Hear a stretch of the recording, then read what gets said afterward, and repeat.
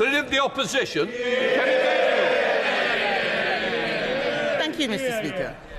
Mr. Speaker, I know the whole House will want to send our condolences to the family of our former colleague, David Warburton.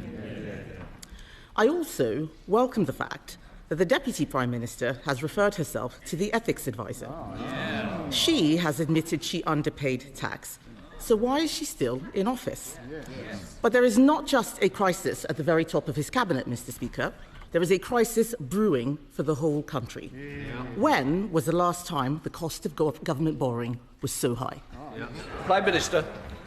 Well, Mr. Speaker, can I join her in her comments about Mr. Warburton?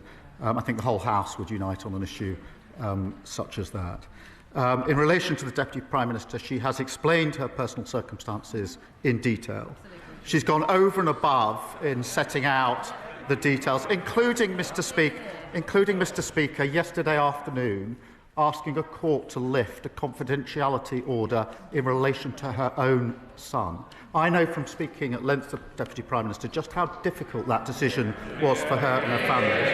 But she did it to ensure that all information is in the public domain. She has now referred herself to the independent adviser. That is the right thing to do. But I can be clear, I am very proud to sit alongside a Deputy Prime Minister who is building 1.5 million homes, who is bringing the biggest upgrade to workers' rights in a generation, and who's come from a working-class background to be Deputy Prime Minister of this country. Mr. Speaker, on the question of borrowing costs, they have risen across the world, as the Leader of the Opposition well knows. We are driving them down by getting debt down. That is hardwired into our fiscal rules. Those fiscal rules are non-negotiable. But, Mr. Speaker, I'm not going to take lectures on the economy from the party opposite, who crashed the economy, mortgages went through the roof, and a record fall in living standards.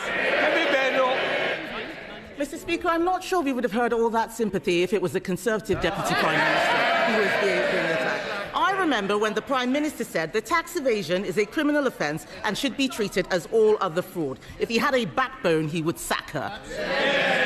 But let's get back to the issue of borrowing. He did not answer why it is so high. Conservatives left him the fastest-growing economy in the G7. Under him, the cost of our borrowing is now higher than in Greece. Why does the Prime Minister think this is? Mr. Speaker, if it had been the party opposite, there wouldn't have been the accountability that there now is in place, because they spent years and years avoiding it. And she makes her claims about the economy under their watch are about as credible as her place at Stanford University, frankly. But, Mr. Speaker, she leaves out of account, because she wants to talk down the country. We've got the highest growth in the G7. Those figures, I look forward to her getting up and welcoming that. 5 interest rate cuts in a row. And of course, Mr. Speaker, £120 billion of investment in the first year of a Labour government. That is a record. It's a terrible record, Mr. Speaker. I stand by every single thing that I have said. He cannot say why borrowing is higher under him. I will tell him why it is higher. It is because the Chancellor changed the fiscal rules so she could borrow record amounts. She maxed out the country's credit card, and that has pushed up borrowing costs. These are their bad choices, Mr. Speaker. Mr. Speaker, former members of the Monetary Policy Committee are warning, and I quote, that we are heading for an economic crash. Why does he think that he is right and they are wrong? Prime Minister. Mr. Speaker, she can't resist. She comes straight back to talk the country down at every opportunity. She doesn't welcome the highest growth in the G7. She could have got up and welcomed that, Mr. Speaker, but no. What about the 380,000 jobs we've created? She could welcome that, but no. What about the 3 trade deals we've got? Not only does she not welcome them, she opposes them. And, of course, she hasn't welcomed the Norway deal, the biggest deal for shipbuilding in a very, very long time. She should stop talking down the country and get behind the renewal this government is delivering. Mr. Speaker, he is dragging down the country. He is dragging it down. How can he stand there and say that he is creating jobs? Unemployment has gone up every single month under this Labour government. And if he doesn't know why borrowing costs are going up, another reason is that the markets can see that he is too weak to control spending. Now, we are reading that he wants to have another go at welfare costing. What makes him think that they will vote for it this time. Prime Minister. Mr. Speaker, we picked. I think I saw that the leader of the opposition said, I think at the weekend to the Sunday Times, that I think she said this: "I've inherited a gigantic mess and I'm cleaning it up." She said it's very difficult. It's going to take a while. I know exactly how she feels.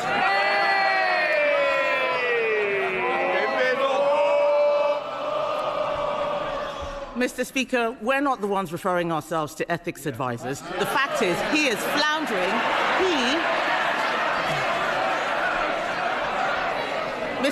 Mr. Speaker, he is floundering.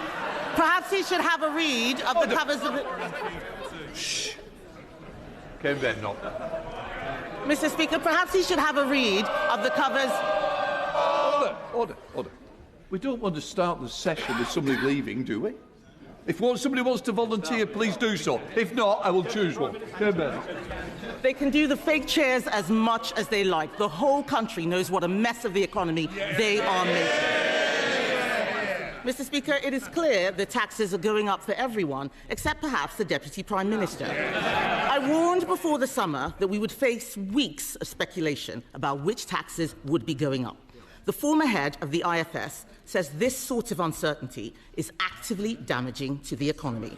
And now we find that we have to wait until the 26th of November for a budget. Does he really think the country or the markets can wait that long? Prime Minister. Mr. Speaker, she said they're not referring themselves to the ethics advisors. That's amongst the reasons they got booted out of office last year. And she complains that we're going through the due process for a budget and going through the necessary steps. We tried a budget under their watch without going through those steps. What happened? They blew up the economy. We'll take no lessons from them. This is desperate stuff from the Prime Minister, Mr. Speaker. This week, he had another reset. This morning, the Prime Minister scrapped his 5 missions, and after scrapping his 3 foundations, scrapping his 6 first steps to change, and his 7 pillars for growth, the truth is this man has got no clue, 0 clue. But this is serious, Mr. Speaker. The Prime Minister's incompetence is hurting real people. They're losing their jobs. The cost of everything is going up, from energy bills to the weekly shop. This is a crisis made in Downing Street. Isn't the truth that he is too weak to change course and too arrogant to admit he got things wrong? Prime Minister. I don't know what social media site she's been on this morning, Mr. Speaker, but I think the chair of the Tory party said that we were the firefighters, this government. Well, in a sense we are, because we're putting out the fires that they created.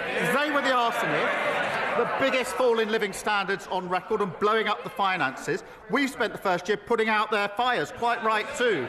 But now, Mr. Speaker, we're delivering on the cost of living. Funded childcare, £7,500 for working families.